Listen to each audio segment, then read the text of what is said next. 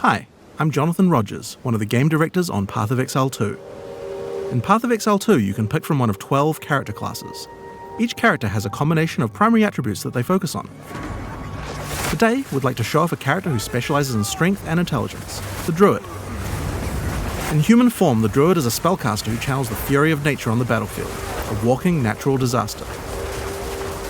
But get up close and you'll find out why the Druid also focuses on strength. You can transform yourself into one of several wild beasts. Today we want to show off the bear form. Transformation in PoE 2 happens automatically when you use a bear attack. Use Bear Maul and your character will transform into a bear, into a meaty swing. Use a spell and your character transforms back into a human and casts it. Hitting enemies with the Bear's Maul attack will build up rage, which increases your attack damage, so your bear gets stronger with every attack. You can see the glowing runes that indicate rage on your back. Have a lot of weak enemies to take out? This is where you probably want to break out your Rampage. Let out a roar and stampede over all enemies in your path, slamming the ground with your paws. The initial roar generates rage, and then the rage is consumed as you charge along. You can use Rampage by itself to travel a short distance, or do some mauling first to build up some rage and travel a significant distance.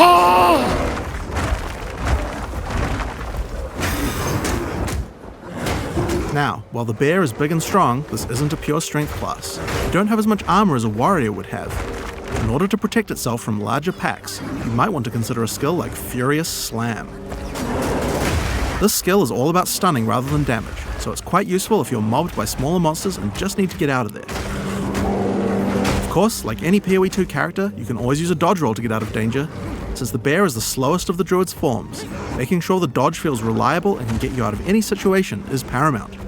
When you dodge in animal form, your character instantly transforms back with no time penalty, so that you can get out of the way. You can even interrupt a mistimed transformation halfway through. Of course, doing this will mean you pay the slight time cost of having to transform back again, but it's certainly a lot better than dying. Something interesting about this skill is that it's faster to use if you're already standing up. If you're on all fours when you use Furious Slam, then the bear has to stand up first before slamming back down. But use Maul first and the bear will stand up as you swing, which has no time penalty. Then follow up with Furious Slam and your bear will quickly slam down. Much more efficient.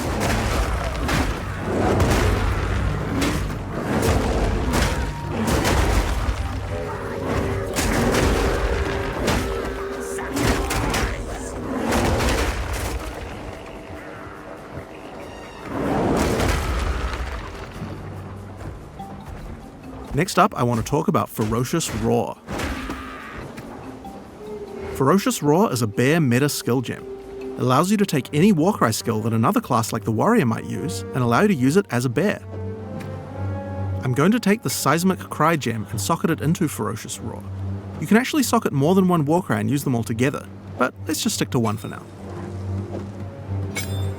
Seismic Cry pushes enemies back and has some stun chance, but the reason we want to use it is for a mechanic called Exerted Attacks. If there are any heavily stunned enemies in range of the Warcry, then your next slam skill will be powered to do double the number of slams. First, I use Furious Slam to stun these enemies. Next, I follow up with Seismic Cry and get the Exerted Attack, and then I slam again. See how 2 slams triggered?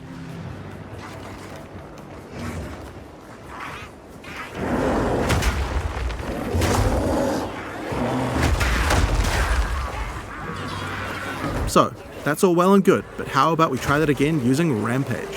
First, get a bit of rage, slam to stun the enemies, Seismic Cry to get the exert, and then Rampage around to do insane amounts of damage.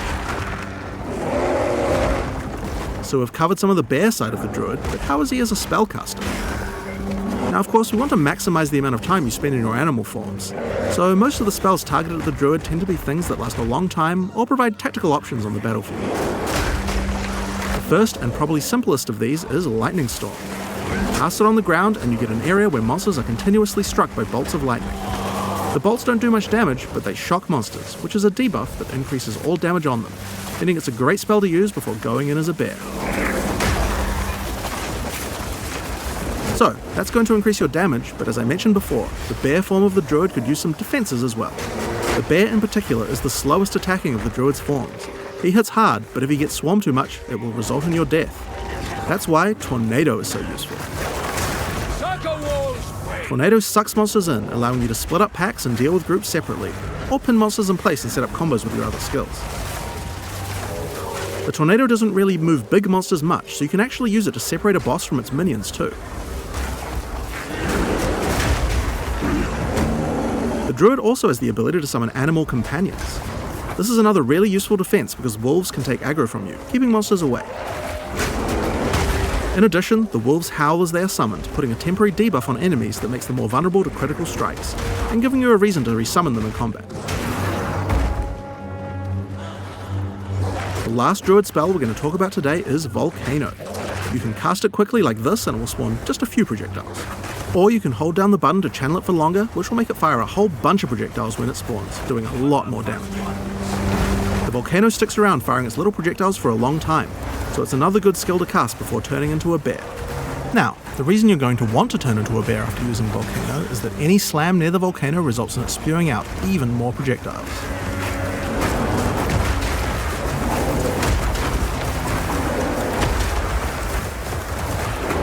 And if you thought that was a lot, then Rampage is even better, because it does 2 slams every time it hits the ground, and you can run around the volcano.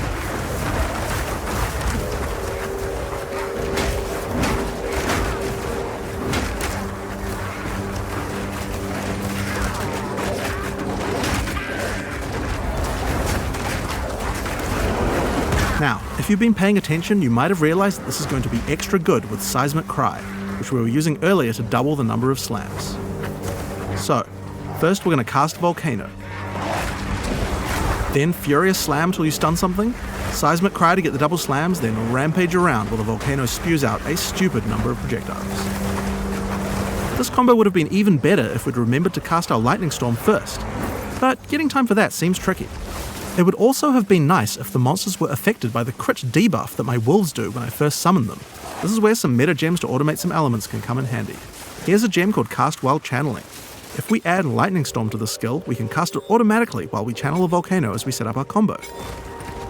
Cast While Channeling is an ongoing effect, so enabling the skill will cost us Spirit, which is a new resource in PoE 2 used specifically for these kinds of skills. If you look at the top left of the screen as we channel, we can see the energy building up to cast the Lightning Storm.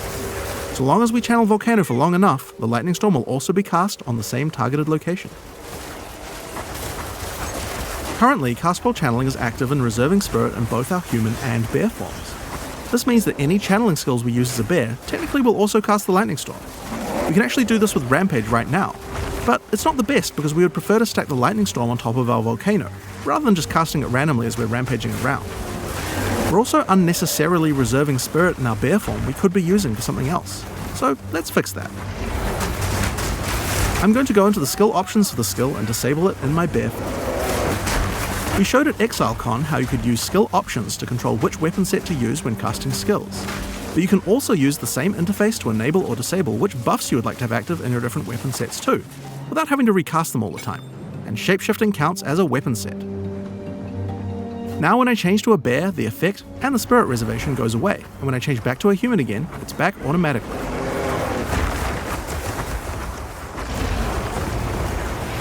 So, now that we have some extra spirit available as a bear, why don't we make our life a little bit easier by automating one of our other skills? This is the Cast on Melee Stun meta gem. I'm going to put Summon Wolf in Cast on Melee Stun, so that whenever I stun a sufficient number of enemies while I'm a bear, it will summon another wolf. This is great because usually when I'm stunning, it's because I'm about to do my exerted attack slam combo. When wolves come out, they howl, adding the crit debuff to the monsters, right when I need it. It also helps keep my wolves alive and summoned at all times without me having to do it manually.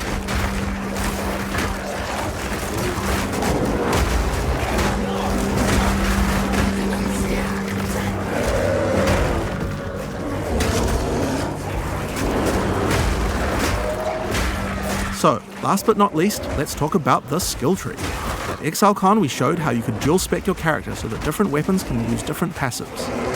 Well, as I said before, the bear form counts as another weapon set for specialization purposes, so he gets a tree too. If I open my passive tree, you can see how I'm near a melee damage cluster and a spell damage cluster. By holding shift, I can allocate these passives in my human form, and these ones as a bear.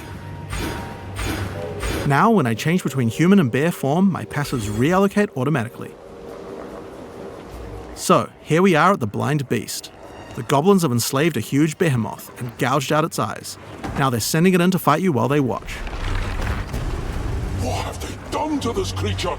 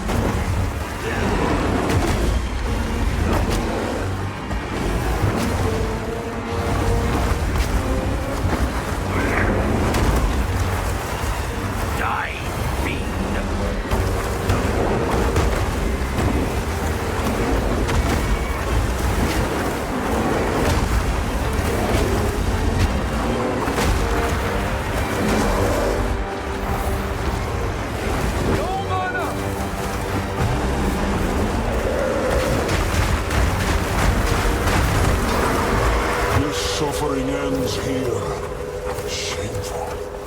And there we have it. With a little bit of customization, we have a build that can combine many different active skills to do some really interesting effects.